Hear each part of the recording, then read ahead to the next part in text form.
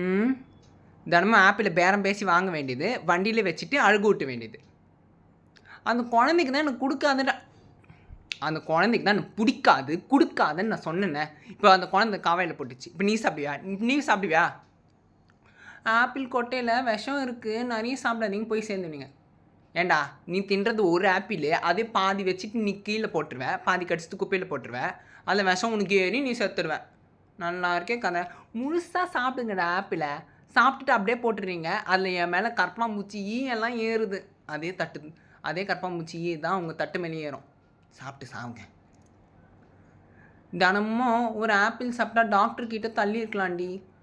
தினமும் ஒரு ஆப்பிள் சாப்பிட்டா டாக்டர் கிட்டேருந்து தள்ளி இருக்கலாம் தான். அதே நேரத்தில் ஒரு ஆப்பிள் சாப்பிட்டுட்டு pizza, burger, chicken, tandoori, KFC, McDonald's, Domino's, Pizza Hut, Coca Cola இதெல்லாம் குடிச்சு ஹாஸ்பிட்டலில் போய் பத்துக்கிறது. நான் ஆப்பிள் சாப்பிட்டேன்டி எதுவும் வாங்கலை. எப்படி ஆகும்?